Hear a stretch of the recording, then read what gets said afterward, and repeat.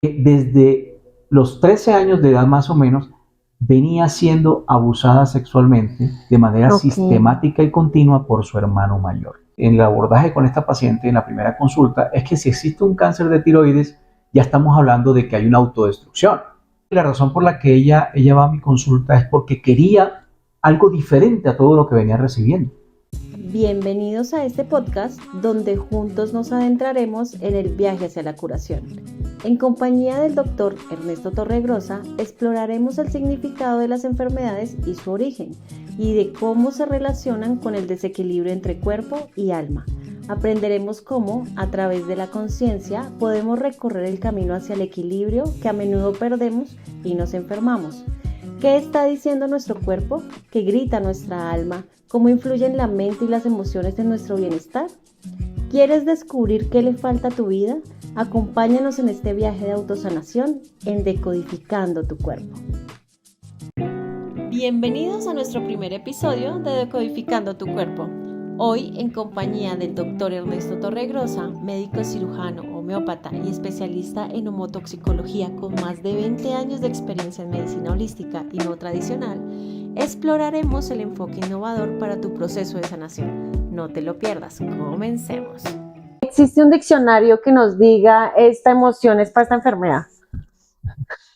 Mira, no lo llamemos diccionario realmente porque no funciona así, pero lo cierto es que sí hay un listado muy, pero muy grande de asociaciones, de síntomas y de enfermedades con emociones y traumas emocionales a través de la vida. Hay muchos libros, de hecho hay autores como Annick de Susenet, realmente que hasta titulan sus libros como La simbología del cuerpo humano, La enfermedad como camino, Dime que te duele, te diré por qué. En fin, todos esos autores casi que establecen una relación entre una cosa y otra, pero obviamente todo hace parte no solo del sentido común, sino de la lógica que pueda tener el pensar que si tú sufres de las piernas o de los pies, claramente tú te mueves para adelante, para atrás, para los lados con tus piernas. ¿Qué es lo que no te está permitiendo avanzar y está llevando a que te afectes? O por ejemplo, el eje de tu cuerpo, que es la columna vertebral. ¿Sí? Recordemos que hay 7 vértebras cervicales, 12 a nivel del tórax, 5, cada una de ellas me ayuda a manera de guía, no como diccionario, pero sí como guía para encontrar ese significado. Sí, pues porque, por ejemplo, si yo te digo, no, es que me duele mucho la rodilla izquierda, ¿qué podría ser? Así como o sea, yo sé que no se funciona así porque toca mirar la historia, pero ¿cómo funciona? Para tu ejemplo, yo tendría que analizar, a ver, no estamos en consulta, pero sí tengo que analizar algo. Lo primero, ¿por qué tu rodilla? Claramente la rodilla es una articulación y la articulación como tal te permite movilidad, ¿cierto? Okay. Y movilidad en una parte importante de tu cuerpo, que es donde tú te cimentas, donde tú te pones de pie, donde tú te paras ante la vida. Entonces ya me está diciendo algo, me está diciendo dos cosas solo con lo que he mencionado. ¿Por qué una articulación que te impide ser flexible o flexibilizarte ante algo o dar digamos, tu brazo a torcer, en este caso la rodilla, pero ¿qué es lo que tú a lo mejor de manera rígida estás tomando, ¿cierto? Que te está llevando a que haya un dolor o que a lo mejor te están obligando a ser flexible cuando no quieres serlo. Y a su vez también en la parte del cuerpo que es el sustento de la vida, ¿sí? Donde tú te pones de pie. Ya me está diciendo dos cosas. Y me estás hablando de la lateralidad. Cuando ya tú me estás hablando de la lateralidad, ya me está diciendo algo si es de tu lado izquierdo o derecho, si puede ser con tu conflicto femenino, con tu conflicto masculino, ese tipo de cosas. Entonces, fíjate ese conjunto de cosas que me permiten a mí, de alguna manera, lograr ir concluyendo y sobre todo hacer el análisis del contexto general de lo que tú me estás diciendo. ¿Sí? No solamente me duele la rodilla y punto. Yo tengo que investigar e indagar un poco más allá, ¿sí? De qué ha pasado en tu vida para que al final, porque solo al final aparezca ese dolor en la rodilla, pero detrás hay una cantidad de cosas. Tenemos que romper paradigmas, Milena. La medicina tradicional, nosotros desde el punto de vista médico, estamos acostumbrados a abordar a las enfermedades con protocolos, casi que colocarle un rótulo a las personas. Tú acabas de dar un ejemplo y lo voy a utilizar, el de la gastritis, y por lo tanto el abordaje que se hace es de la enfermedad hacia la curación de ese síntoma, cualquiera que sea que desencadene la gastritis. Pero se nos olvida que la medicina no tradicional tiene un abordaje completamente diferente. Hahnemann lo decía, somos seres trinitarios, somos componente de cuerpo, que es un vehículo, que es el que lleva los órganos, células, la vida, pero detrás de eso hay un alma y también hay una mente. De manera que el equilibrio que hay entre los tres, mente, alma y cuerpo, se llama estado de salud, de armonía. Pero cuando hay un desequilibrio, entiéndase, cualquiera de estos tres se ve afectado, automáticamente impacta a los otros dos. De manera que ese desequilibrio o esa no armonía es lo que llamamos nosotros enfermedad. Recordemos que desde que nosotros nacemos, desde el momento en que nacemos, estamos expuestos a cantidad de estímulos, negativos o positivos en términos emocionales, y lo primero que se impacta es el alma y la mente. Y ellas con el tiempo se van desequilibrando al punto de que se manifiestan en el cuerpo como síntomas. Como síntomas o enfermedades. O enfermedades. Y desde el punto de vista tradicional, estamos acostumbrados a colocarle un rótulo: hipertensión, diabetes, artritis, etcétera, y se nos olvida que detrás de esa enfermedad hay un sufrimiento de un ser. Por tanto, en la metamedicina, el abordaje que nosotros hacemos es el del ser humano, el de la persona, el que sufre. Porque si tiene un problema en el corazón, claramente el corazón está enfermo, pero detrás hay un ser humano que está sufriendo del corazón. Entonces, en la metamedicina, lo que hacemos es buscar cuál es la emoción para curar el cuerpo o cómo funciona. El enfoque que nosotros le damos en la metamedicina, y por eso el término metamedicina, que viene del meta, que es griego, que significa ir más allá, como el caso del metaverso, la metafísica, en fin, estos términos que están tan de moda. En el abordaje que se hace desde la metamedicina, tratamos de escudriñar, ¿cierto? De manera que en el camino de la curación hay que entender también que nosotros somos seres que vamos por la vida en un camino, ¿sí? Como dicen los italianos, il modo, ¿sí? De forma que vamos avanzando en la vida con un propósito. El propósito, como dicen los japoneses, el ikigai. Realmente nosotros vamos avanzando en la vida, pero en ese avance, en ese camino que tiene que ir de la mano de la enfermedad o de la curación, automáticamente nos damos cuenta desde la medicina tradicional que si hay alguna enfermedad, trabajamos sobre el cuerpo curando la enfermedad que nos está diciendo o el síntoma que nos está diciendo. Pero desde la metamedicina, al ir más allá, lo que tratamos de entender, y por eso es tan importante el cuestionamiento que nosotros nos hacemos, es ¿por qué está sufriendo la persona? No solamente de qué sufre. Si es una artritis, hay que curar la artritis porque finalmente, primero está llegando a nuestra consulta porque tiene un dolor o porque tiene alguna situación que desencadena este sufrimiento, pero a su vez, mal hago yo en tratar solo el sufrimiento, porque a la larga, si yo no estoy tratando la verdadera causa que está detrás, con el tiempo, el cuerpo se va a manifestar de otra manera. Son como pañitos de agua tibia, pues. Claro, eso lo conocemos nosotros como supresión. La supresión no es más que tratar el síntoma y dejar de lado la verdadera causa. Y voy a usar una analogía para poderlo entender. Imaginémonos imaginémonos un coche, de esos coches que eran jalados por caballos.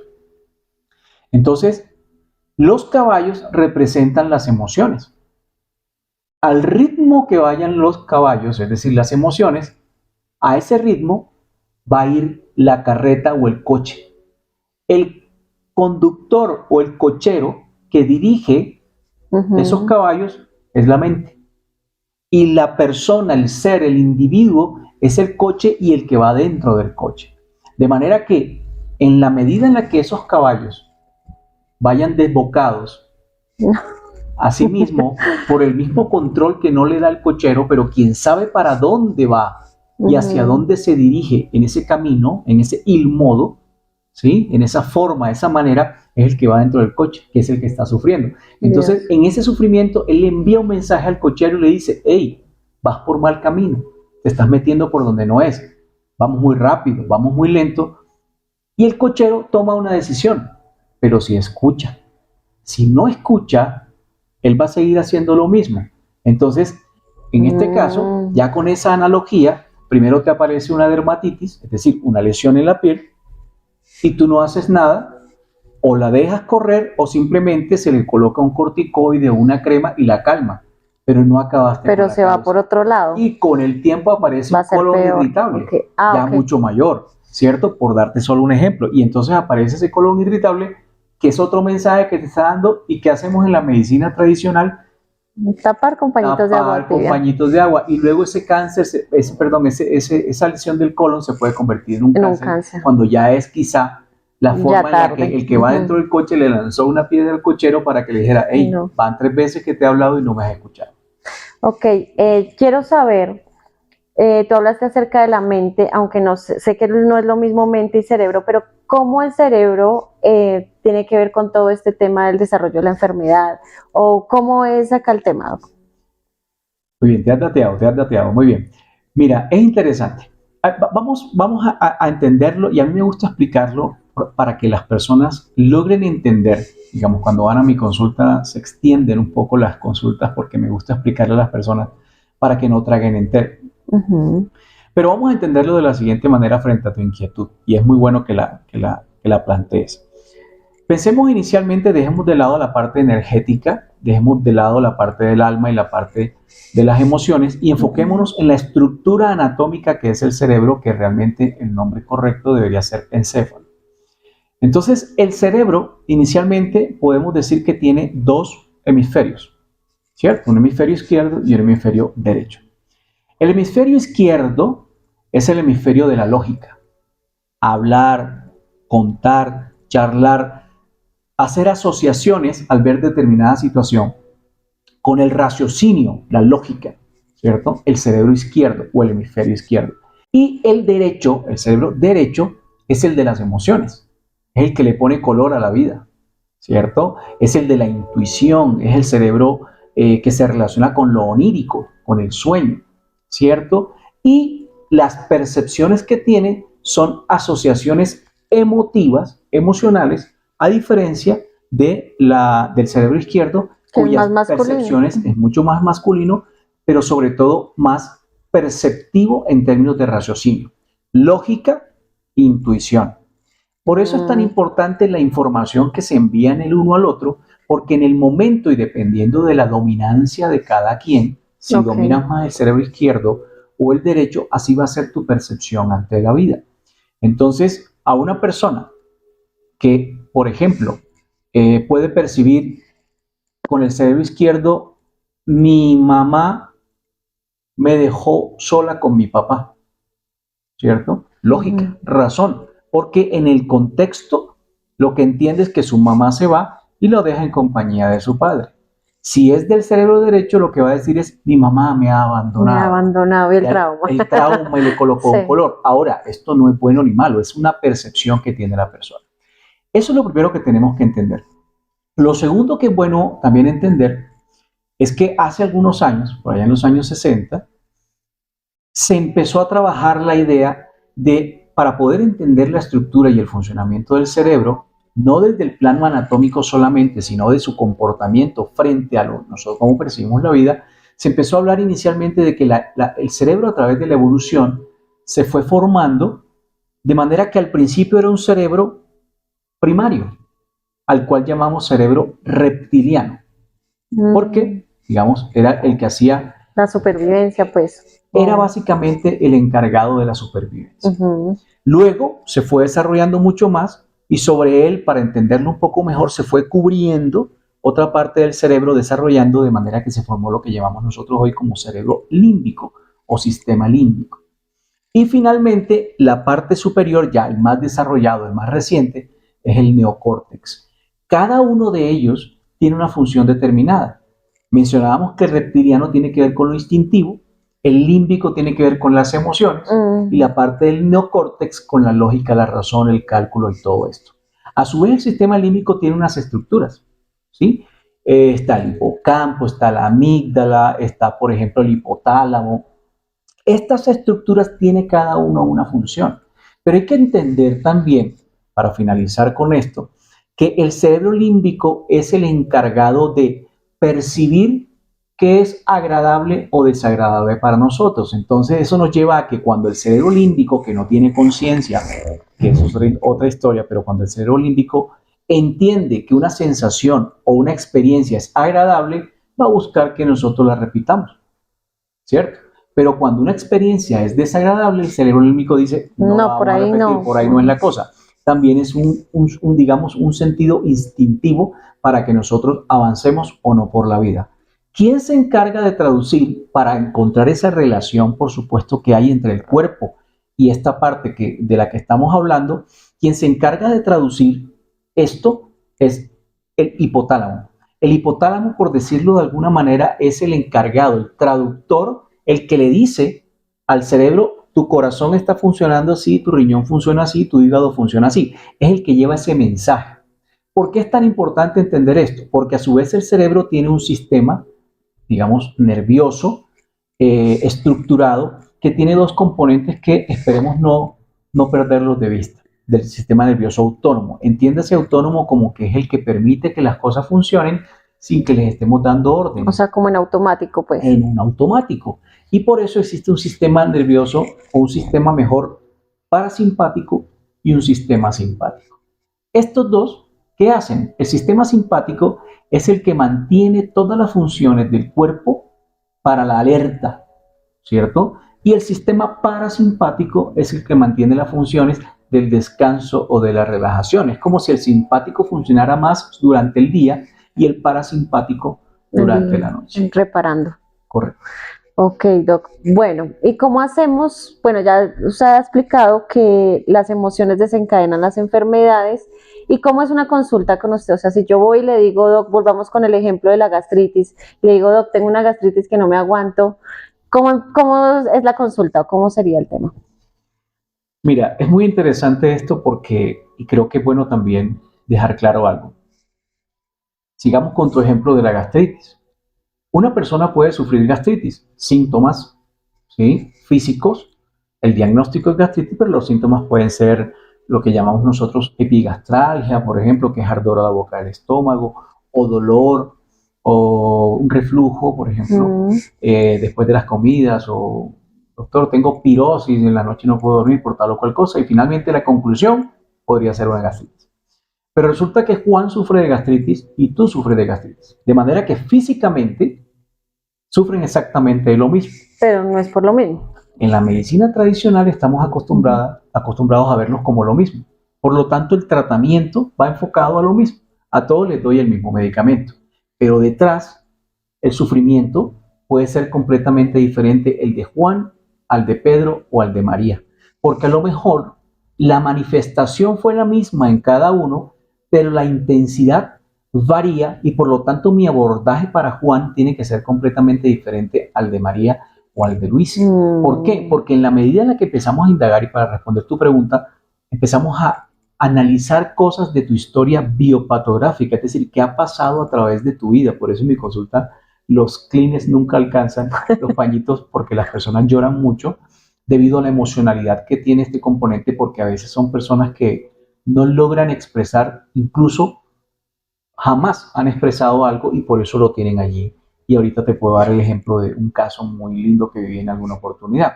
Entonces, eso por el lado físico, pero puede pasar lo contrario. Si bien para Juan era un abandono, para Luisa fue, no sé, un rencor y algo tiene que perdonar. O para María es una tristeza o no sé, un duelo que no ha superado y se manifestaron todos en gastritis, puede pasar lo contrario.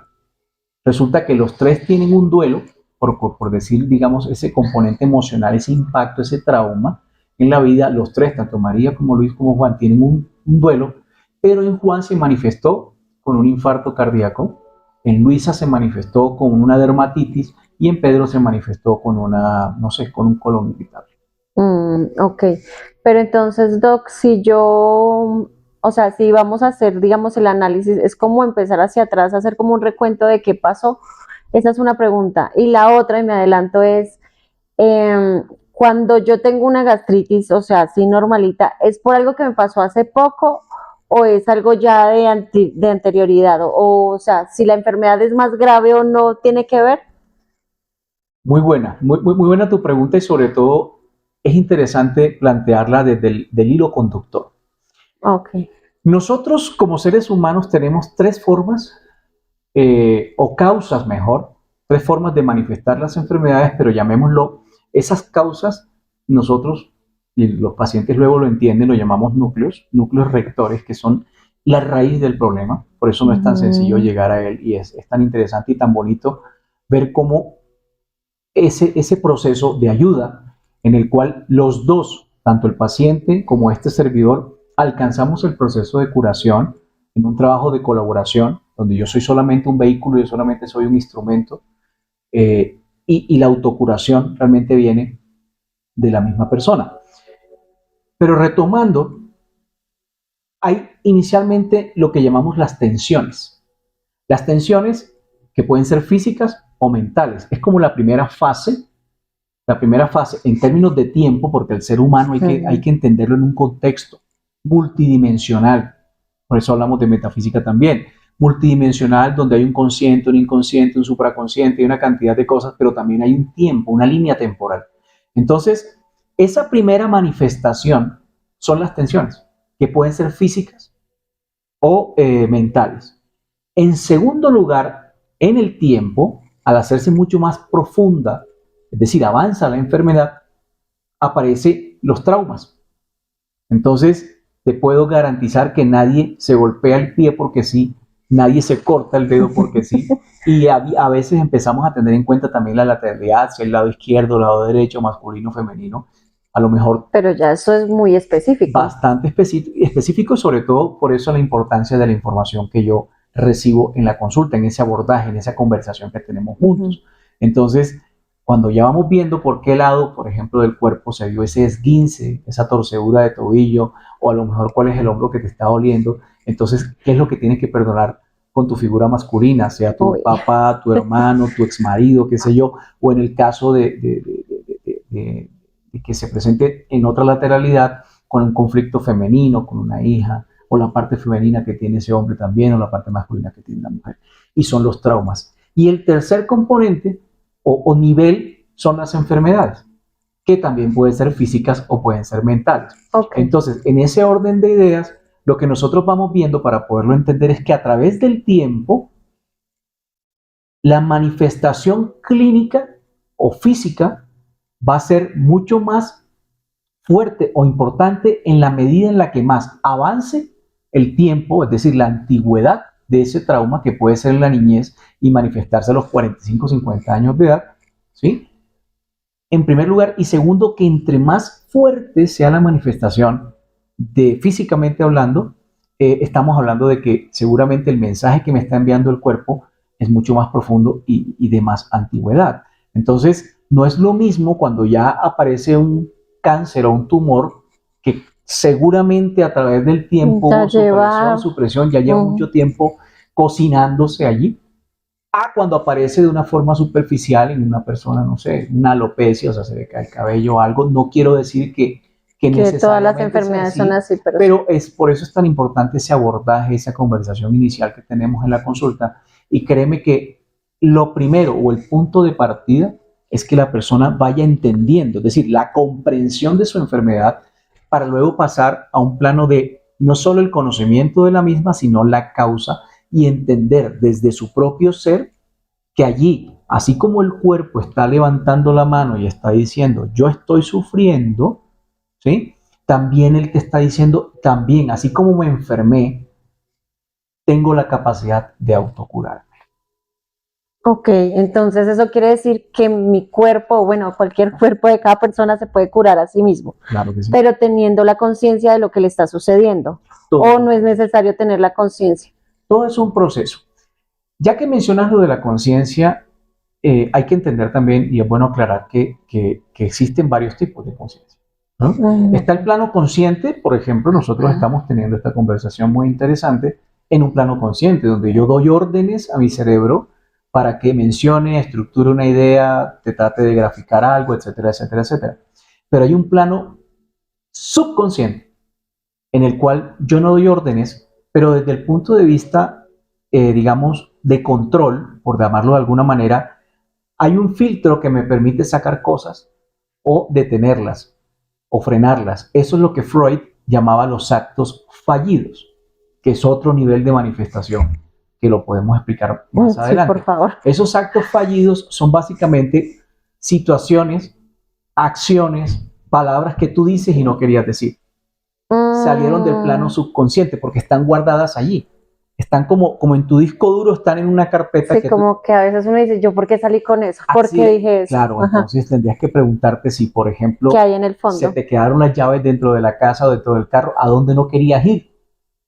¿Cierto? ¿No? Y le dijiste el nombre a una persona de manera equivocada, ¿por qué la mencionas? ¿No? Fíjate todo lo que está pasando detrás de eso. Es curioso, pero a la vez sorprendente. Esos son los actos fallidos. Entonces, claro, en línea con lo que estamos mencionando, aquí realmente lo importante es entender que cada manifestación clínica requiere de un análisis previo, requiere de lograr entender en detalle del porqué de cada cosa.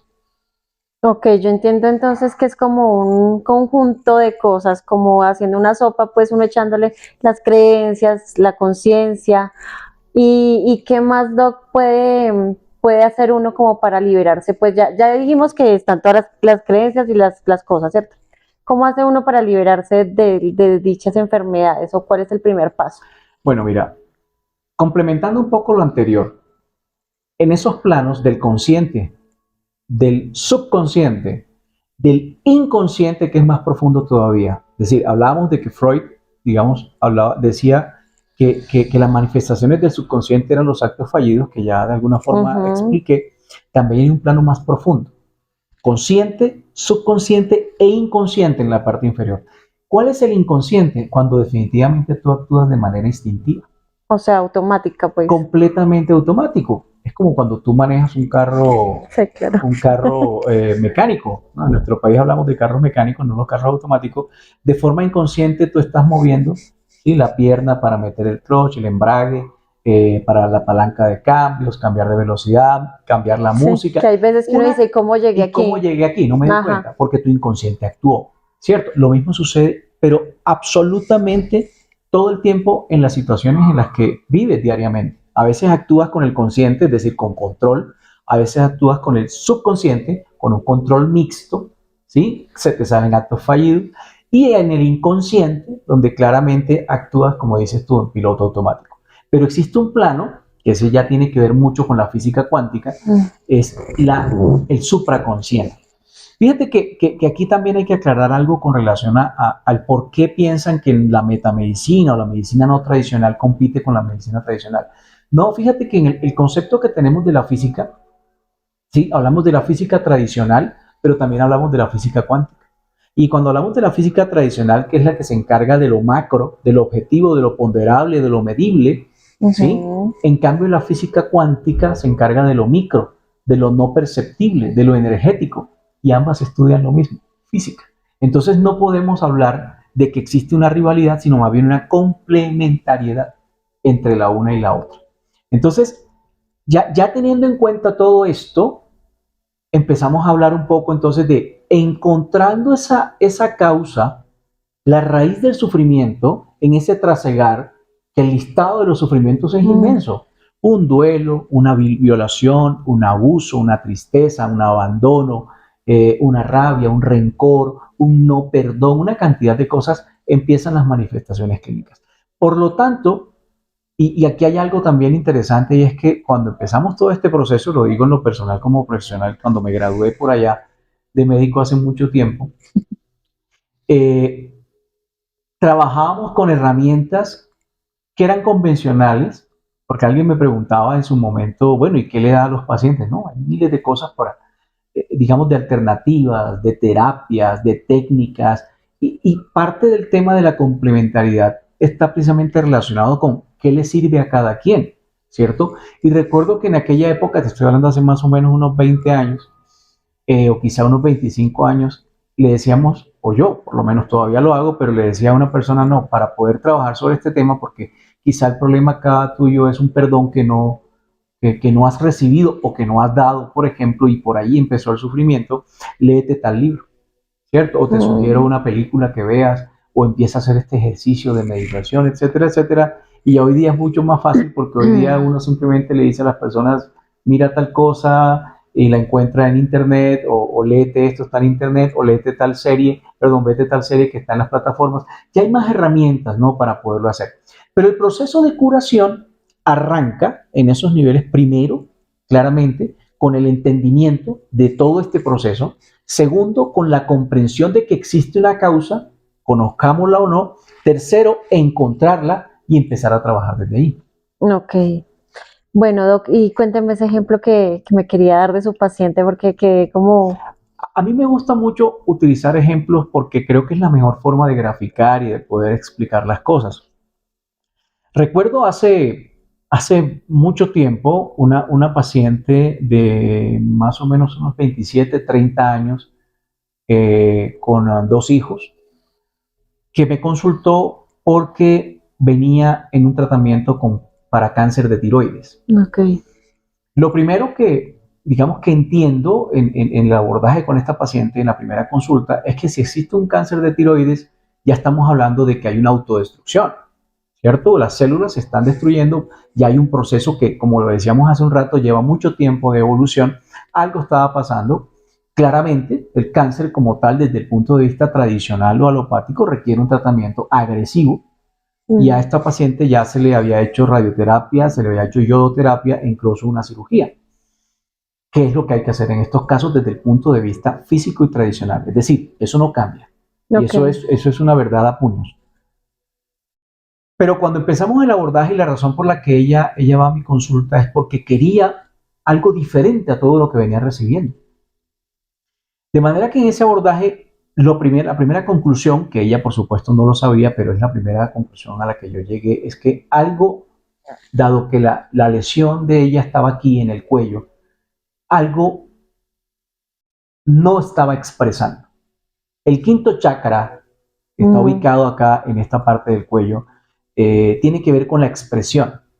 De manera que cuando yo logro entender con cierta información que ella me da, de que algo estaba guardándose ella y que por alguna razón el cuerpo quería a través del tiempo manifestar ese atragantamiento, por decirlo de alguna manera, ese sufrimiento, eso que no pudo expresar, lo manifestó quizá de una forma, y cuando vi la historia de ella clínica, había tenido inicialmente un problema en su adolescencia físico y luego más adelante hasta que finalmente apareció un cáncer, no recuerdo si fue como a los 22 años de edad, 23 años de edad. Ya iba por el camino de la información que estaba obteniendo. Y no fue sino hasta la tercera o cuarta sesión cuando finalmente ella logró revelarme que desde los 13 años de edad más o menos venía siendo abusada sexualmente de manera sistemática y continua por su hermano mayor. Hasta la edad de casi 21 o 22 años que se fue de su casa, consiguió una pareja. Claramente, o por lo menos lo manifestó, ella tuvo muchas dificultades en su vida íntima y jamás le contó esto a nadie, absolutamente a nadie, ni a su familia, ni a sus padres, ni a su esposo.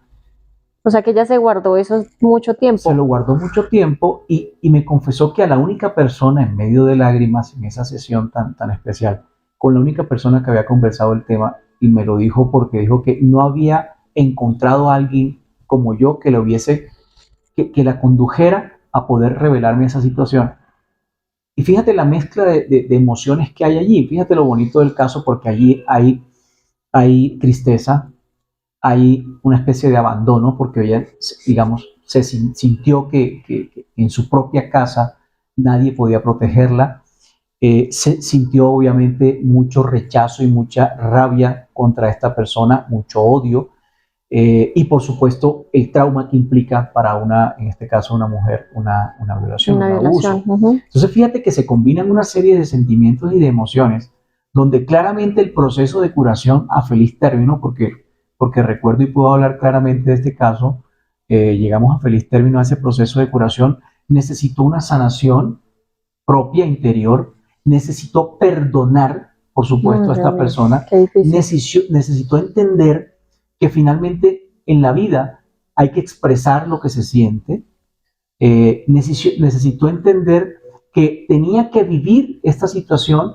porque esto también es importante aclararlo y tenerlo como base, que muchas veces la enfermedad es un aprendizaje, es una enseñanza que te está dando la vida y el cuerpo para poder trasegar a través de ella y lograr tu objetivo de vida. Difícil porque vi una serie por ahí que decía, algún día le vas a agradecer al cáncer este aprendizaje y es durísimo para los pacientes de cáncer, pero muy al fondo de todas las enfermedades hay algo que hay que aprender. Por supuesto, y cualquier persona que tenga una enfermedad catastrófica o dura, tan fuerte como el cáncer, una enfermedad autoinmune, no sé, una enfermedad lateral amiotrófica, que es un problema neurológico muy serio y que se va deteriorando la persona hasta llevarla a la muerte, dirá, bueno, pero no, muy bonita forma de aprender. No, Sí. casi siempre, de en medio del dolor y del sufrimiento hay un aprendizaje. Y recordemos que las enfermedades no las vivimos solos.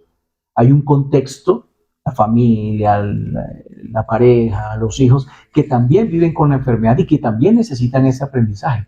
Por eso muchas veces te confieso que la persona va a la consulta y termina llevando al esposo, a la mamá, al papá, a O los sea, hijos. todos, dígame yo por qué tengo esto. Más que eso, que es importante el saber por qué, es dígame cómo soluciono mi problema. Perfecto. Desde el punto de vista tradicional, ejemplo, la niña del cáncer, la solución está allí, desde lo físico. Pero el acompañamiento en esa complementariedad es necesario. Entonces, si bien te tienes que tratar un cáncer, con cualquiera de las alternativas tradicionales que hay, llámese cirugía, radioterapia, braquiterapia, quimioterapia, cualquiera de ellas, también es muy bonito ir acompañando a esta persona en ese proceso de curación de forma, digamos, articulada entre ellos y nosotros. Pero, Doc, ¿es como una terapia o cómo funciona la consulta? O sea, es más allá de ir a decirle, me duele tal cosa, me puede ayudar con parte de medicamentos y también es solamente que, digamos, encontrar la raíz de esa emoción para poder sanarla, tipo terapia, pues, no sé. Yo te lo devuelvo con una pregunta. ¿Has aprendido algo de esta conversación? Sí, claro, muchísimo. Así vas a la consulta. Cuando vas a la consulta aprendes muchísimo. Y a raíz del aprendizaje, De tu sufrimiento, ok. de lo que tú estás viviendo. Porque yo tengo que ser un libro en blanco, una hoja en blanco para que cuando tú llegues allá yo no tenga ningún prejuicio frente a lo que tú me cuentas. Ese proceso, que es la primera parte del abordaje, es quizá el principal choque. Para nadie es fácil. Yo debo confesarte que hay personas que no, digamos, en las cuales se tarda mucho el proceso porque no logran entender inicialmente, porque la pregunta es, bueno, ¿y cómo para dónde vamos? ¿A él por qué le interesa cómo fue mi infancia? ¿Por qué le interesa saber si mi papá o mi mamá estaban juntos? O si yo me peleaba o no con mi hermano, si fuimos pobres o teníamos dinero. Eso es importante. Entonces, al principio empezamos a entender eso. Ahora, con relación a lo que desde el punto de vista tradicional a todos, absolutamente, y debo confesar, desde el punto de vista tradicional, a todos nos interesa la curación inmediata. Ah, sí, Porque todos queremos todo ya. Todos somos inmediatistas y queremos... Entonces, eso es de las primeras cosas que hay que entender, es que eso es un proceso, porque nadie se enferma de la noche a la mañana. ¿Sí? Okay. Nadie te dice, doctor, vengo porque el martes me dio cáncer. No. No, nadie te dice, doctor, vengo porque resulta que hace 8 días sufro de, no sé, de hipertensión arterial. No, te la diagnosticaron hace 8 días.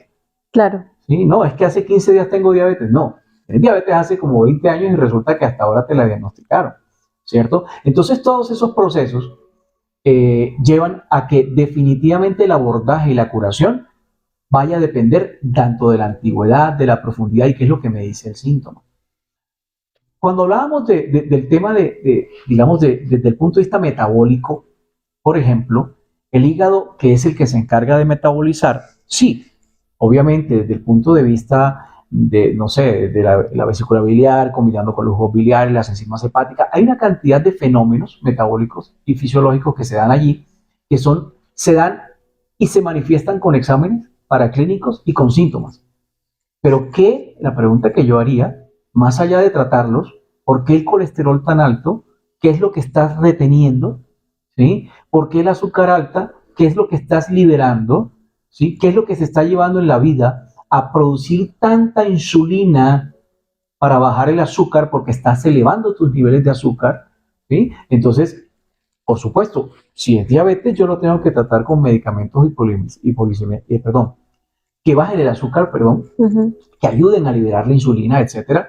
Pero obviamente yo lo que tengo que hacer es ir preguntándome desde ya qué es lo que no estás metabolizando en tu vida, qué es lo que no digieres bien, qué es lo que está afectando tu colon, por qué ese estreñimiento, qué es lo que no quieres eliminar, porque estás tan aferrada a algo que no quieres soltar. Ay, qué impresionante. Doc, otra pregunta. Por lo general yo he escuchado mucho de las enfermedades que vienen hereditarias. ¿Cómo funciona esto? O sea, ¿tú heredas las enfermedades o también, o sea, hablando de lo que estamos hablando del origen con las emociones, cómo funciona? Porque eso es algo que siempre he querido saber. O sea, yo me traje la enfermedad de mi mamá, ¿tiene que ver con las emociones también? ¿O en el 90% de los casos es mi problema únicamente o no se heredan enfermedades? Hay de todo un poco. Cuando hice homeopatía pura, hace mucho tiempo, pues digamos lo que nosotros trabajábamos en su momento en esa formación era la enseñanza de Hahnemann, ¿sí? Que es el padre de la homeopatía, Federico Samuel Hahnemann, y él hablaba de los miasmas. ¿Qué son los miasmas? Los miasmas son ese componente de sufrimiento que afecta a la persona. Y hay 3 tipos de miasmas: miasma sórico, miasma psicósico y miasma sifilítico. No voy a entrar en tantos temas técnicos, pero básicamente el uno tiene que ver con digamos, las enfermedades que son por hipofuncionamiento o por funcionamiento lento de las cosas. Voy a tomar como ejemplo el tiroides, la glándula tiroides. Entonces, un hipotiroidismo, es decir, donde la tiroides está funcionando de manera muy lenta, no produce adecuadamente la hormona tiroidea, es un miasma psicósico para Hahnemann, ¿cierto? ¿En español quiere decir qué? Sórico, sórico, que es muy lento, o sea, funciona muy, muy bajo. Pero también puede ser psicósico, ¿cierto? Donde está acelerado. Pero puede ser sifilítico, en el caso de un hipertiroidismo, porque funciona demasiado. Por ejemplo, en el caso de la tiroides funciona de manera acelerada y produce mucha hormona tiroidea, que es el hipertiroidismo, es un miasma psicósico. Pero está el miasma sifilítico, que tiene que ver con lo destructivo. Un cáncer es sifilítico. ¿Por qué te digo esto? Porque los miasmas se heredan. Los miasmas se heredan. Entonces, el cómo soy yo en esta vida, el cómo es mi pareja en esta vida, claramente va a llevar una carga miasmática a mis generaciones. La pregunta del millón sería, bueno, ¿y qué pasa cuando un niño no se sabe, por ejemplo, su papá, su mamá, etcétera? Ya él tiene un componente miasmático importante. Pero desde el punto de vista tradicional, también tiene un componente importante, que es la carga genética. Entonces tenemos que las enfermedades se transmiten tanto en forma genética, ¿sí? Y por supuesto que también se transmiten de forma miasmática. Entonces también es importante ir revisando, entre más lejos llegue uno en las generaciones de las personas, ayuda mucho, y en algún momento te podría recomendar una película. No, pues tenemos mucho tema porque también está hablando de chakras, mejor dicho. Pero en ese caso, y vuelvo de nuevo a los miasmas, entonces un niño que nace con cáncer, por ejemplo, o sea, es lo mismo, sí. Mira, los niños regularmente no nacen con cáncer, pero sí adquieren el cáncer o lo desarrollan en tempranas de la vida. No te preocupes, mira. A ver, ya que utilizas el ejemplo del cáncer, fíjate que si un niño desarrolla un cáncer, por ejemplo una leucemia, que son muy frecuentes en los niños en edades tempranas, yo quisiera empezar a indagar, más allá de que hay que tratar la leucemia, y eso es importante aclararlo, hay que tratarla, pero también es importante en ese proceso de aprendizaje y acompañamiento buscar en el entorno familiar qué situaciones llevaron a que ese niño, en este caso su cuerpecito, esté luchando contra sí mismo, o sea, sus células sanguíneas. Las células sanguíneas son vida. ¿Será que ese niño quiso venir al mundo? ¿Será que ese niño fue deseado? ¿Será que ese niño, digamos, en su plano inconsciente está rechazando algo de la vida? O a su Porque padre? Es más el tema de sangre. Claro, entonces sí. Ahora, yo lo que estoy diciendo, porque esto no es una camisa de fuerza, es que en el abordaje que hacemos, tanto a la persona como a la familia, y en este caso al niño, tiene que darse de manera muy precisa y ojalá con la mayor información posible dentro del proceso. Cada una, por supuesto, va a tener una causa distinta, pero lo que sí te puedo confesar es que en la mayoría de enfermedades de niños trato a los papás. Ok. Bueno, ahí ya tenemos mucha tela que cortar porque para saber ahí ya cómo es el proceso, cómo se trata. Pero bueno, Doc, no sé, otra cosa que me quiera contar. No, tú lo que quieras saber. No, mira, yo creo que como conclusión para esto, y gracias por supuesto por todas estas inquietudes y que ojalá las personas que escuchen esto se informen un poco más del por qué desde el punto de vista tradicional tratamos la enfermedad como síntoma, como diagnóstico, como rótulo que le colocamos al diabético, al hipertenso, al artrítico, al del cáncer, pero que también entendamos que existe una razón de ser de ese sufrimiento y que nos enfocamos un poco más, o quizá de forma más importante, en el ser, en el que sufre, en el que padece ese sufrimiento y del por qué viene y por qué puede haber un proceso de autocuración. Entender, entender que no solo somos materia, que no solamente somos cuerpo, un corazón, un riñón, un páncreas, una rodilla, no, somos también un alma que sufre, somos también una mente que se enferma y que la idea al final de este ejercicio es trasegar por ese camino de curación, intentando lograr de alguna manera el equilibrio. Ujú. Y reparar las cosas que no estén bien, o organizar. Correcto. Ok, Doc. Sí, porque he escuchado muchos temas, por ejemplo, mi papá, pues valga la redundancia, o traigo el caso, pues, de que del tema con su azúcar, me pareció muy curioso que hubo un tiempo en donde lo habían declarado diabético y hubo un tiempo donde ya estaba súper bien. Y luego volvió a que se le subiera el azúcar, entonces yo decía, pero, o sea, ¿tiene o no tiene diabetes?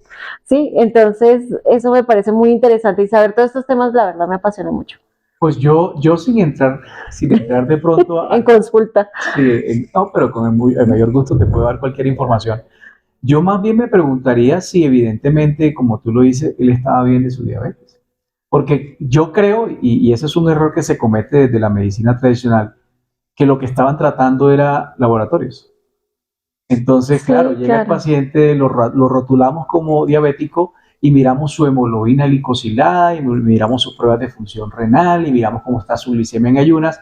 Y si todo está normal, la pregunta del millón sería, ¿será que él se curó de su diabetes? ¿O será que él tiene su diabetes pero está controlada? ¿O será que tiene su diabetes pero no hemos mirado por qué desarrolló esa diabetes? ¿Por qué ese páncreas entró en un estado de exageración de su funcionamiento? Es decir, empezó a funcionar el simpático, Ujú. el sistema nervioso simpático, de manera que empezó a producir demasiada insulina y la desperdició y ya su insulina no funciona, que desde el punto de vista metabólico evidentemente hay que tratar esas causas de hiperinsulinemia o hipoinsulinemia o por qué los receptores del cuerpo a nivel muscular o periférico no están captando la insulina, que es lo que se llama la resistencia a la insulina y por eso se está subiendo su azúcar. Claramente al subir su azúcar, y sus receptores no están funcionando bien, pues ¿qué tenemos que hacer? Buscar la manera de que su azúcar vuelva a su estado normal, que eso es lo que pasa en la diabetes, pero metabólicamente. Ahora, detrás, Ujú. hagamos la analogía, ¿qué es lo que él está haciendo o viviendo en ese estado de alerta constante a través del ¿Qué es lo tiempo? que no quiere procesar ¿Qué es lo que no quiere o procesar? de ¿Qué es qué lo se que no está quiere? defendiendo, tal O de vez? qué se está defendiendo? Ya Ok. puedes hacer consulta, ya puedes hacer consulta. Sí, claro. No, es que me gusta mucho este tema y me parece muy interesante saber de que hay una solución real para las enfermedades. O sea, que no puedo, o hay, bueno, no sé si esto sea así, usted me corregirá, pero es saber de que si hay para alguna enfermedad que me digan, no, definitivamente eso lo tiene que tratar toda la vida y no se puede. O sea, que desde ir al núcleo, como usted dice, y las emociones, saber si sí tienen una solución. Mira, Milena, esto es muy importante. Desde el punto de vista de la homotoxicología, que es otro componente Mejor de lo dicho. que nos hemos preparado y Dios nos ha dado la oportunidad de estudiar estas cosas, pero también estaba el doctor Rekebeck. El doctor Ujú. Rekebeck, un alemán también, al igual que Hahnemann, ya empezó a trabajar con base en los conocimientos que nos dejó Hahnemann, empezó a trabajar en un componente que era como especie, o es como una especie de combinación entre las dos cosas, entre la homeopatía y la medicina tradicional. ¿Por qué te menciono esto? Porque el doctor Reykjavik plantea algo muy importante con relación a la evolución de las enfermedades desde el punto de vista físico. Él habla de que las enfermedades inicialmente comienzan en un proceso en el cual el organismo solito puede defenderse de una enfermedad, como en una virosis, una amigdalitis o incluso un rash cutáneo o una lesión que tú tengas donde tú, sin hacer nada, desaparece. El organismo tiene la capacidad de hacerlo. Siempre lo hemos mencionado y en eso soy enfático. El organismo tiene la capacidad de la autocuración. Pero si progresa esa enfermedad, es decir, se vuelve mucho más fuerte o el organismo no logra hacerlo, ¿sí?, ya empieza a aparecer una serie, llamémoslo como de procesos de la misma enfermedad, al punto de que avanza y avanza y avanza y es por eso lo menciono ahora, hay una línea divisoria entre cuando la enfermedad puede regresar y cuando la enfermedad definitivamente avanza al punto de que ya no se puede lograr la curación porque ha sido tan profunda la penetración de esa enfermedad hasta llegar incluso a una enfermedad degenerativa, ¿sí?, en el cuerpo. Degenerativo quiere decir que se van dañando los tejidos, las células y se van muriendo. Cáncer, osteoartrosis, no sé, cirrosis hepática, etc. Entonces, ¿por qué te digo esto? Porque obviamente mientras en el cuerpo la enfermedad va avanzando, al punto de que puede llegar a un punto de no retorno, desde el punto de vista del que hemos estado hablando en esta conversación, también es el proceso al punto de que es tal el trauma y tal la progresión y tal la antigüedad de esa lesión y de ese desequilibrio cuerpo-mente-alma que ya muy difícilmente se puede lograr una curación. Sin embargo, y aquí es donde está la buena noticia y lo interesante, lo que sí podemos lograr es intentar que la persona, el ser, el que está sufriendo, entienda, comprenda su enfermedad y aprenda a convivir con ella de manera que logre su propósito de vida, que sepa que finalmente el mensaje quedó allí y que vive con él. Pero obviamente son casos individuales, no tan frecuentes, pero puede pasar, porque las personas tienen que entenderlo también. Ok, Doc. Y por último, ya ahora sí, por cerrar, la mente, o sea, ya cuando el cuerpo ya no logra regenerarse o ayudarse a sí mismo, ¿la mente juega un papel importante para su curación o ahí ya me salí del tema o cuénteme?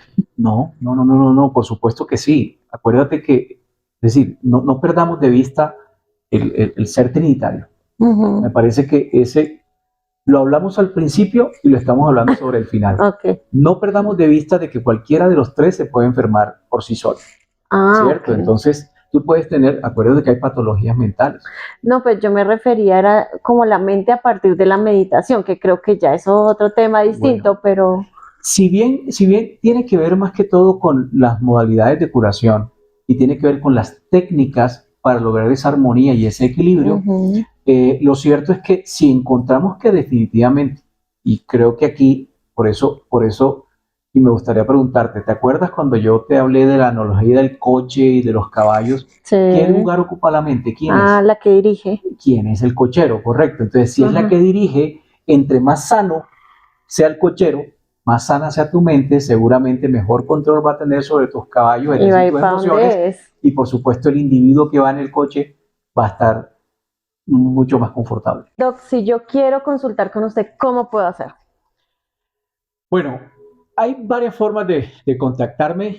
Las preguntas que quieran realizar, pues las pueden hacer por WhatsApp o al link del perfil. Allí también pueden acceder, por supuesto, a las consultas. Tengo dos modalidades de consulta.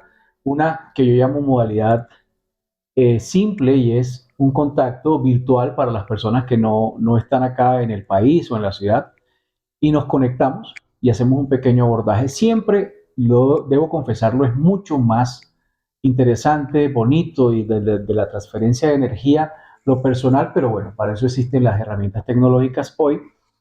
También dicto conferencias, he tenido la oportunidad de dictar muchas conferencias en distintas partes, de manera que la gente también ya tiene un contacto directo y puede acceder a al conocimiento o lo que quieran saber. Pero lo de las preguntas es importante porque a veces la gente tiene la inquietud y solo quiere manifestarla a través de lo que está escuchando. Pero es posible que ellos nos dejen acá algún comentario con alguna pregunta y nos haría el favor de contestarla. Por supuesto que sí. Muchas gracias por este espacio, de verdad es muy interesante y el poderle dar un abordaje a las enfermedades desde un punto de vista distinto está muy, muy chévere. Entonces, muchas gracias, doctor. Con el mayor gusto, Milena.